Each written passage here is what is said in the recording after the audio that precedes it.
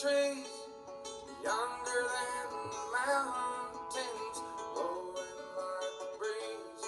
Country roads, take me home to the place I belong, West Virginia. Oh, mountain mama, Lord, take me home. Country roads. All right, we are back again for another episode of If You Like What You See, Call Me, episode 23, with my partner as always, James Vaughn. How you doing? And we've got another special guest today. So thankful to have her on board. From Supreme Lending, we have Miss Tracey Erickson. Thanks for having me, guys. Yes. So we've got a lot in store on this episode today. Tracey is a loan officer with Supreme, and we're going to take a deep dive into what needs to happen to get pre-approved. We're going to talk about her day. What does she do throughout a day, her normal work day? What's it look like? And we've got some other special questions that we're going to ask her along the way. Are we ready to get started? Yeah, go ahead, Waylon. All right, I think the first question, Miss Tracey, that's on everybody's mind that we have to take a deep dive into first is, how's Reba and Poppy? Reba and Poppy are hilarious. So my husband, it's been a couple crazy days, and he bought me 2 coon pigs. Yes. Without telling me, and they're adorable. So I'm a very logical person. Yeah. So 5% emotional. So the 5% said to myself, that's super sweet, bless his heart. The 95% said, great, you gave me something else to do. But they're super cute. They named them Reba and Poppy. I'm going to keep Reba. I might rename Poppy. Yes. So we're thinking about George, because I saw Reba McEntire and George Strait in concert. I love it. And they're phenomenal together. But Yes. we'll see. They don't answer to any of the names, so it really don't matter what I call them. You just say, hey. Yeah. Yeah. I just say food, and they come. I had a dog one time when I was a teenager, and he would only come when you hollered for food. His name was Bandit, but I just wanted to go outside and go, food. So and we started just calling him that because that's the only time he would come to you. So we're super thankful to have Miss Tracey. We wanted to ask about the pigs first because we saw them online. So Miss Tracey, your average day, what's it look like? So I'm big into time blocking. So Yes. it's pretty consistent. In the morning, I have my own little morning routine just so that I'm in a good mindset when I start the craziness of origination. So I start the morning with follow-up calls, texts. A lot of times I get them very, very late because I have clients who are working night shifts. Yeah. And so I respond to them first, and then some emails of, I call them fires depending on what's going on. Oh, yeah. And then I do my lead generation. I reach out to, I work a lot with banks and credit unions. Probably a third of my business is real estate agents. Because I've been in lending and real estate for 27 years between Florida and Tennessee, I have a pretty decent large sphere of influence. So I also nurture those people. And then I dive into, if I've gotten applications, I have a phenomenal loan partner. His name is Brad White. And he pulls in, when I have an application, he does a soft pull on their credit. Yeah. And if it looks like we can go somewhere with it, he'll send them a needs list. And then when he has all the documents I need to get them qualified, he hands it over to me, and then I set up the loan, and we figure out which loan programs they might qualify based on what they have for money for down payment and closing costs, their credit score, what they're buying, primary residence, investment, second home. And then I reach out to the client. I go over the application to make sure everything is correct.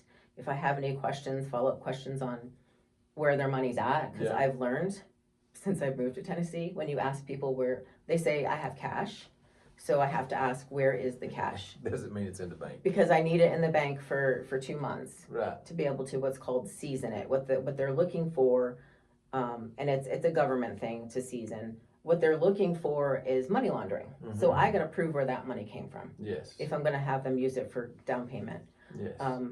When I first asked somebody up here, when I moved up here 6 years ago, I asked them where the money was at, and they said in their mason jars, in a hole. And I was like, okay, well that's not gonna work. There are workarounds which I could go into another time. when I've now learned when they say in the bank, I still have to ask, is it in an account? Because a lot of times they're in safety deposit. So throughout the process of originating here in Tennessee, I've learned some nuances Right. that I keep adding to my expectation calls and my buyer consultations just to make sure I'm covering all the bases. Yes. Now, is this just in Tennessee you've seen this, or is it in Florida as well, I believe? It's not so much in Florida. I'm licensed in Alabama, Kentucky, North Carolina, and Georgia as well. So Kentucky, Alabama, yeah, sometimes in Georgia, not as much in mid to South Florida, but when you get up to north, like the Panhandle. Yeah. But I do it to everybody because Yeah. you never want to make an assumption.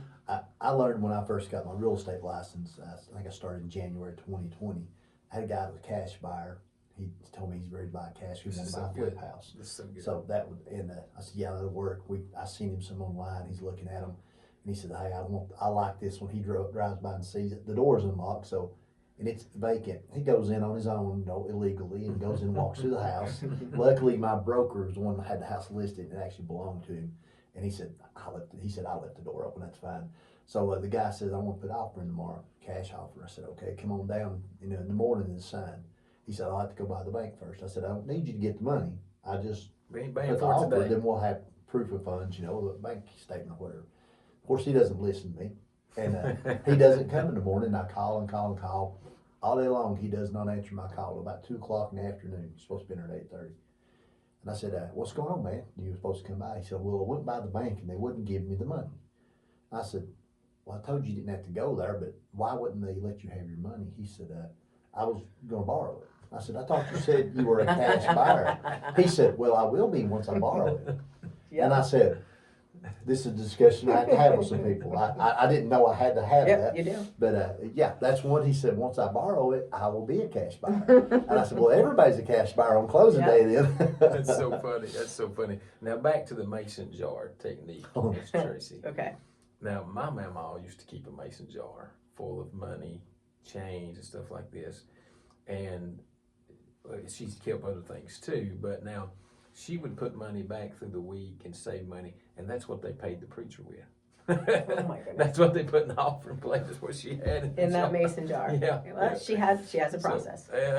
So that's where it originates from. They're saving money to Gotcha. pay somebody else. Yeah. That's hilarious. So when you talk about a needs list, Mhm. you said you get a needs list. What does that consist of? So I don't collect up front all the documents that the underwriter's going to need because we don't have a house yet. Right. So Right. what I need as a loan originator to qualify them properly, because there's a pre-qual that some do, which is, what do you make? Let me pull credit. Let me have one bank statement or pay stub. There's so many holes in that. Right. I don't do it that way. Okay. So I get their last 30 days pay stubs. I get verification of employment, either directly from their employer or there's something called a work number. And I literally do an income calculation to make sure what they're saying they make. Not to say they're gonna make it up, but sometimes they forget that they were out of work for a month. Right. Well, that does affect your income calculation. Mhm. So I also ask for bank statements because I wanna see where the money's at. Because I was a real estate agent first, and I've had so many things where the lender didn't do as thorough of a job, like we're under contract, and they're like, well, we don't have the money, and I was like, why? What do you mean? You said they were good Yeah. to go. So a lot of my process is built from years of experiences on the real estate agent side. So when I started originating, I always ask myself, what did I want? Or what were the Yes, issues from a moment. that I faced Mhm. as a real estate agent with some loan originators? And so for me, proof of their assets, proof of where that money's coming from. If they say they're gonna gift money, I call the person, I talk to the person who's Yes. gonna have the gift money. And basically all the income documents that I need, depending on what type of income. If they're Social Security, if they're on a fixed, like pension, disability, that's easy. Yeah. Give me your benefits letter, but I still need 2 bank statements to show that you are actually the one collecting it. Right. Right. So that's the basics. Okay. Now, you work with all types of buyers, correct? Mhm. VA, FHA, USDA, THDA. So do you have any special programs? Is there a special type of loan that you like working with the most?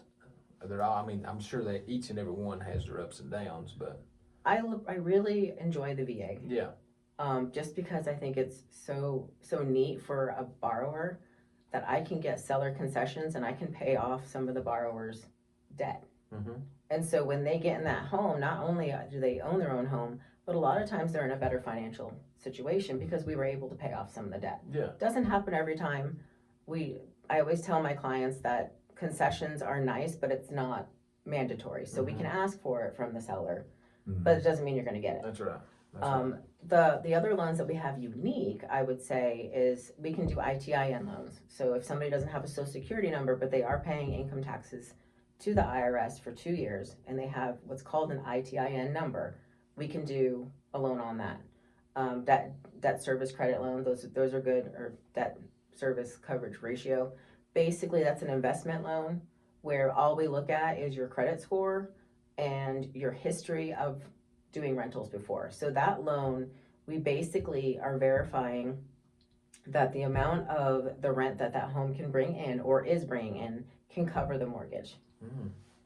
And so that's a pretty easy loan to do. Sure. I mean, I have access to broker products too. So I have a plethora of programs that I don't always have to use because I personally in this area don't have a lot. The I-10 I do, but more in some of my other larger populations because deep debt service coverage loans, you can't do it in rural areas because it's hard for the appraiser to find what the common rents are going to be for that program. Yeah. But I would say my favorite is probably VA. I do a lot of government loans, honestly. Yes, we do. Yes, absolutely. Now, when you get a buyer, let's say that don't have any of the credit scores, they don't have anything, they don't have credit history, what's the process in? Because it's going to be different than somebody that does. Right. So what I have to do is establish that they have a history of paying something on time in their name for 12 months. Okay. So what we do is we establish what's called trade lines. So if car insurance, cell phone bill, heck, I've even done it under Hulu. I just need something that I can get a credit reference letter from the company and I can say, I need 3.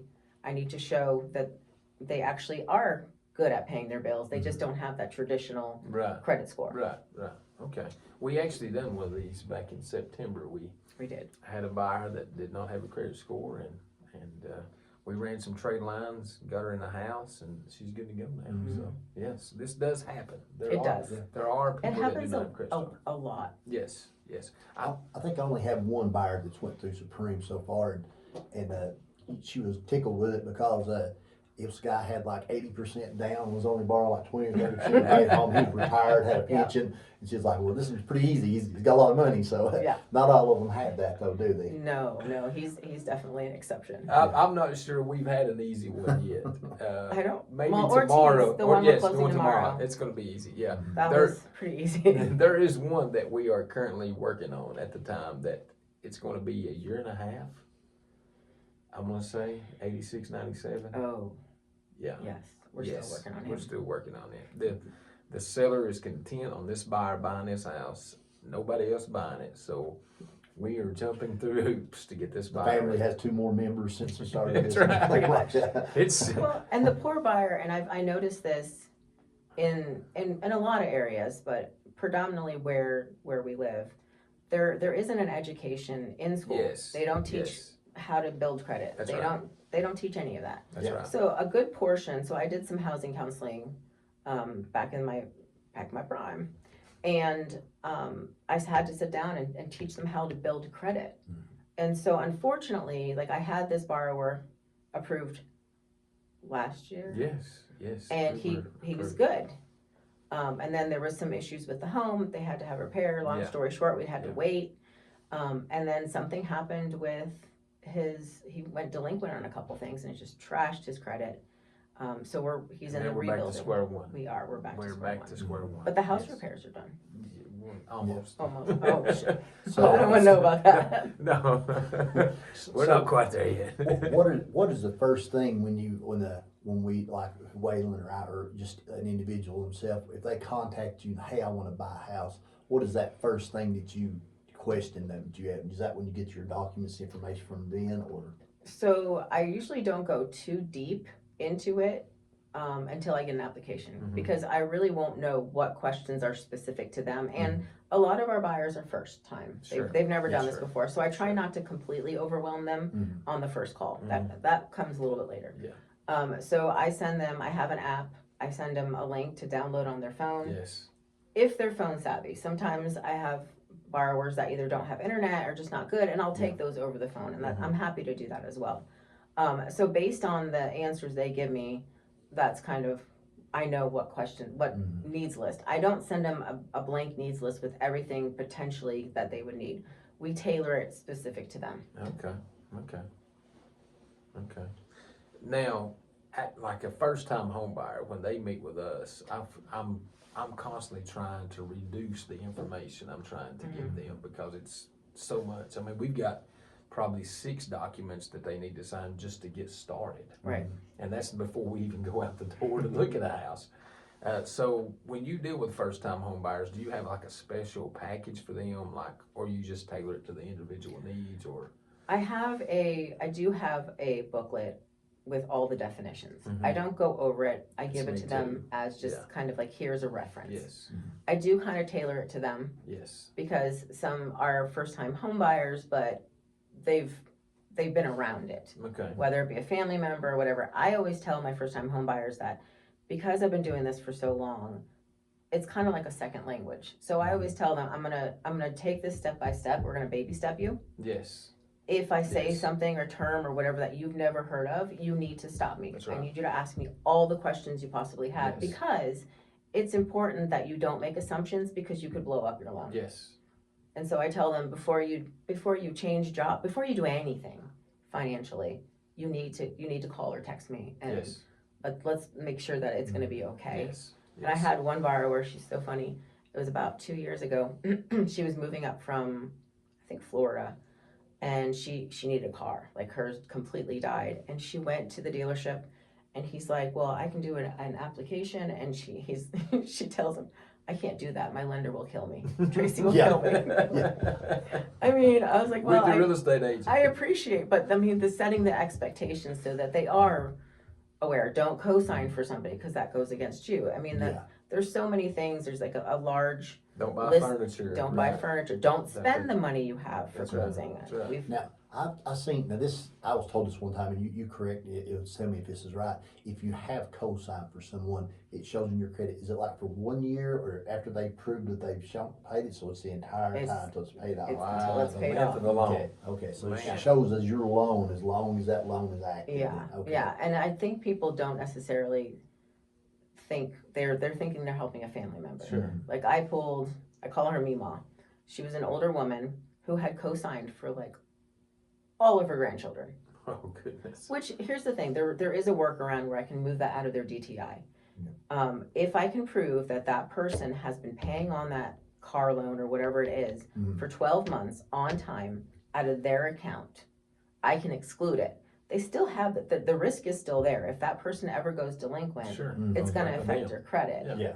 But I just don't think, like I'm going back to the education, I don't think there is any education on that. And, we want to help our family members. Sure. And that should be economics 101 in high school, I think, that because they're preparing you for life in high school, that they should go over. And I know when I was in school, 5 or 6 years ago, I took a co-op class where I got out and I had a job, and I'd left school at like lunch, and then I went and worked. But during that class, we had to learn. We went to a class 1 hour a day for co-op, and had to learn to fill out a checkbook register. Yes. How to balance a checkbook. I had to learn to do income tax forms. I started out with the 1040EZ, 1040A, and when I was done, I could do the loan form, the 1040 form where you itemize everything. My father was self-employed. By my senior year, I was doing his taxes, and he was self-employed. I was like, that was really good information in life in general. So I think economics should cover things, try to teach you a little bit basics about how to protect your credit, how to build a little bit of credit, and how not to trash it so you would have something in the future that would really help them in life in general. So I got started in real estate. I was 19 when I got my license and started selling, and I was surrounded by top producers, and I learned a ton. But I wasn't taught anything really about credit in school. Sure. Everything I had Sure. learned was just from doing it. Mhm. Yeah. And so when I had children, when I was helping raise other people's kids, one of the things that I wanted to make sure is they understood credit cards. They understood a budget. Like I sat down with the kids and I said, okay, now that you're working, now this is how much money you have to make a day. So if you don't make this money, you don't get a vacation. You don't understand, vacations are earned. That's right. And so my kids, I mean, literally, they had a cell phone, but when they were in school, because they were in travel ball and they had a lot of activities, and it was in Florida, so you wanted to keep an eye on them. And one time, one of the daughter, she didn't do a chore, and that was the way you paid a bill in my house. If you didn't have a job, and they were young, so they didn't have jobs, they didn't pay a bill. I can't remember what chore it was, and I texted her. I said, okay, when you come home from school, leave your phone. You didn't pay your bill. And she's like, but I think she was doing a travel, like, softball game or something. And I was like, are you saying you're willing to pay a reconnection fee? And she's like, what? I was like, well, now you have two chores. Because in the real world, when you get a bill, when you get something shut off, there's going to be a reconnect That's right. fee. You pay to get it turned back on. Yeah, so the kids, I feel, had a decent education on the real world. Because I told them, my job as a parent is to teach you how to be self-sufficient on your own. Yes. Yeah, it is. Yeah, Absolutely. But I do feel they should have some kind of classes in school Yeah. for that. And you and I have talked about that. Mhm. Yeah. It teaches them when they're younger like that at to responsibility as far as how to pay things. Sure. And I did similar things with our kids, when they started working. I said, hey, if you're going to drive, when they turn 16, I said, we'll find you a little car, but you're going to have to buy gas, and you're going to have to pay for your insurance. Yes. And I said, Yes. we'll find you a car, but you're going to have to do that. So you're going to have to work some. Mhm. And I've had people say, well, my kid, they can't work, they're doing this. What? I was like, my daughter graduated with a 4.5 GPA and worked 30 hours a week. Mhm. I said, you can do it. It's possible. I said, yeah, Yes. you can. And my Yes. son as well, he worked, he washed dishes for a long time through high school and through college. Mhm. He washed dishes at Lisa's Country Kitchen. He was the dishwasher. That's So, hey, it taught him some responsibility. Good. Yeah, my daughter started her first job. She's been working about 2 weeks, Miss Tracy. She works at the Frosty Freeze in Tazewell. So she's inside and she does the milkshakes and the ice cream and most of the drinks right now. They're just training her. So I have forbidden her. She cannot spend one dime until she can save $1,000. Now she has to pay for her gas. Of course, the gas comes out. She got to get to it. So she's paying her own gas. We're not going shopping. We're not doing it. She's got to learn to save money first. So we're almost there. We're building home buyers. here. Building home buyers. Exactly, That's right. exactly. So tomorrow, actually, we're supposed to go and she's got tips. She gets tips. They put tips jars. So I'd say the girl's probably got $101 bills, maybe more than that. There's $1 bills everywhere in her, and where she keeps it. Are they in mason jars? No, Yes. that's one thing I miss with my kids. I should introduce the Mason. Yeah, that's exactly right. So we're going tomorrow, but she's not allowed to. So she's got prom coming up. Mm-hmm. And, got a little boyfriend. This guy's asked her to go to the prom. So it's her first one, and she's like, I don't know if I can go because I've got to save $1,000 and I can't spend any money. And it's like 2 weeks, So I told her, I said, look, this is your first prom, first one ever. I'll buy the dress this time. Mm-hmm. If you go anymore, you buying your own dress. Hey, we forgot to mention this. We're on Facebook Live. We got people logging in. Yeah. Two phones too far away for me to read I have my no old idea. eyes. So, but hey, we see everybody logging in with us there. If you have any comments or questions, put those on there, and we'll ask Tracey if you have any questions. She's a loan officer with Supreme Lending, Yes. and we're talking about getting qualified in the process of buying a home and going through the lender today. So we talking about educating our youth. What do you think some steps are to maybe get something started in the school system that we can, because I see the same thing, especially where I'm at and having a hand in the school system. We've got people graduating that have no idea how money works. No idea. Yeah. So before I left Florida, I was putting together a curriculum to see if I could teach it, even if it's after school or whatever, at the high school that my kids went to. So I started a curriculum, and then we moved here. And I really just think it's up to people who want, like we talked about doing something. it's not gonna be easy to implement it in the school curriculum. Right. But I think if we put together something and volunteer to do it, I don't see the principals or the teachers having a problem with helping educate. I don't know the whole process, so I could be wrong. But I also am trying to put together something. There's a local, it's called Girls Inc. Mm-hmm. It's local here, and so I've been talking to one of the people who help, run that to kind of get them started early with age-appropriate education. Sure. Because I believe Girls Inc. It starts, I want to That's say early. Yeah. really like 5 or Yeah. 6. I don't know. And then it goes up to a teenager, and these are kids that are going there after school or sometimes summer, and just giving them like just age-appropriate education. But I think it's really going to be up to parents and and people who want to volunteer to do it. Sure. I think that's a wonderful place to put that curriculum at, in the Boys and Girls Club. It's what we have in Claiborne County. We have Girls Inc. in Haywood County. But I can see that because just what I'm hearing and having people that have kids that's in it, they a lot of times run out of things to do. I mean, it just becomes playtime, for the last 30, 45 minutes, the Boys and Girls Club, or how long they're outside playing. And if we could just take 30 minutes a day and just teach them about money, open up a store, and let them see how money works, I think we see exponential growth in the development of some of our young people. Yeah. All right, Jamie, you got anything else to add today? Not that I know of. Just if you're looking to get into buying a home, and if you've never bought a home, you're not about that process, you could hit Waylon Rye up or Tracey if you've got her information. You can follow her on Facebook as well. But hit us up and we can point you to Tracey, and she could lead you through the process. You and see, hey, are you a candidate to buy a house now? And a lot of times people say, and that since 2020 to today, the price of homes is about double what they were. So you're thinking, hey, maybe you've got, maybe you're able to buy more than what you thought or less or something. But that your first phone call to buy a home is to a loan officer, though. Yes. That should be your first phone. It's not going to look at houses. You can look on your phone all day long. Sure. You can drive around neighborhoods. You can do all that.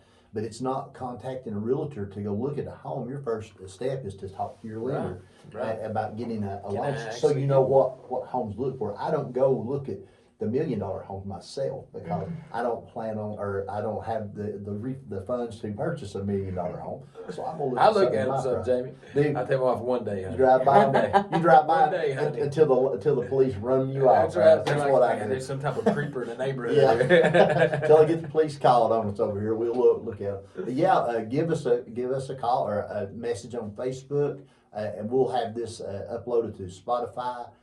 Here in a couple of hours. It'll be on Instagram. It'll be on our TikTok page. If you like what you see, call me. It'll be on LinkedIn, on my LinkedIn page. I haven't created one for this yet, but I have a LinkedIn page. I've got all the social medias there. I put it out on a lot of them that you can go back and find those videos and contact one of us. But we'll point you to Tracey. And if you have a realtor, if you're on, hey, they need to point you to a loan officer. That's the first place they need to point you to. If your realtor is showing you houses and hasn't pointed you to a loan officer yet, give us a call. We'll help you. Well, I wanted to add one thing. Sometimes people are hesitant to talk to me, a loan originator, probably because I'm very intimidating. Because they're like, I think my credit's bad, whatever. So the way I work with people who have never done this before is I do a soft pull on the credit. It doesn't affect it, and let's put an action plan together. Even if you think you might buy in a year, let's not go off of your assumptions of what you have to do. Sometimes people are like, I'm going to pay all this off, and then they pay it all off. Their credit's better, but they have no money. That's right. Yeah. So I always tell them, like, let's just do this as a consultation. I'll take an application, soft pull, but I'll help guide you to where you want to be in the timeline you want to be. Yes. And I wish I had done that when I was younger. I thought I thought I knew what I was doing. It's kind of like when you're 18 and you know more than mom and dad. You're all smart. Well, I was in my 20s, and what I did, I sold a home, and I was going to build one. I'd already bought the land, had it almost paid for. So I think I'm doing this right. And I sell my home, pay it off. I make a little money on it, and I said I need to get out of as much debt as possible. So I took all my cash and paid off everything I had. And I had very little money. I didn't have nothing left. The car's paid for. There's no credit card debt. I mean, I got zero debt whatsoever. And my loan officer, when I went to him about building, was like, you got any more money in the bank? I was like, no. I said, I paid off everything. He goes, would have been better to held a little money back, and because that old car payment I had wasn't much at the time back in the 90s, But I didn't ask though, and that was one thing I'd done that I should have asked that, and it would have made it a little bit easier for them to take care of me. I had great credit, but I didn't know it. And the number two thing I did, and I didn't do this to me years ago, I had one credit card that had a higher interest rate on it. I didn't really use it much. I had that card for nearly 30 years, and I got a better. I had another card over here that I had gotten that had a lower interest rate, so I just discontinued that card. I had 30 years of credit on the card. I had paid on time, and I threw that away.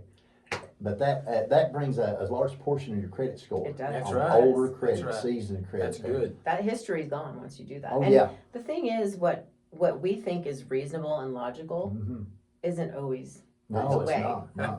No, it's not, because what you're thinking with paying everything off, great. And I have a construction loan where we can use the land value as your closing costs and the build value, but that may not have been an opportunity for you back then. Yeah. But again, don't do anything. Just call. Let's talk it through, and then Absolutely. I can guide you through what is going to be the best options for you. Yes, absolutely. Yeah. All right, we're gonna wrap it up. We got one more thing, Miss Tracey. You do have a T-shirt, right? I forgot it. Oh gosh. I know. I'm sorry. It's okay. I do, It's but okay. You have already received. I a do. T-shirt. Okay, I have great. it. Now we just require all of our guests. You didn't know you signed up for this, but you have to post I with the knew there was a T-shirt. catch. I knew it. You know we're gonna get something. Got to post with a T-shirt hanging up. Thanks for letting me be on this show. I will do We that. got to have it. I will do We're it. supposed to have 2 people in Hawaii right now. Yes, with our with the T-shirts. T-shirts In Hawaii? in Hawaii. Yeah. Look, you send me to Hawaii, I will wear the shirt the whole time. How about We that? had no, we had nothing to do with them getting there. We just sent a shirt before they left. Yeah. All right, that's going to wrap us up today. We want to thank you so much, Miss Tracey. course, thanks being for on the having show. me. Yes, Appreciate it's been it. wonderful. Tune in next week, another special edition. I think it's just going to be me and you next week. You guys- Yeah, it just depends on Yeah. what we're going to do. I think we're going to have to pre-record one Yeah, because we're I'm leaving. Waylon's going to be out of town next week, but I think we're going to pre-record one here We maybe are later going- today or yeah. maybe before he leaves for next week, though. Yeah, we're going to take a vacation next week. Looking forward to it. So it's real nice. All right, that's going to wrap us up. Thank you again for watching. Be sure to like and subscribe on YouTube, comment. We love having everybody here. So we're going to sign off till next week. Have a good one.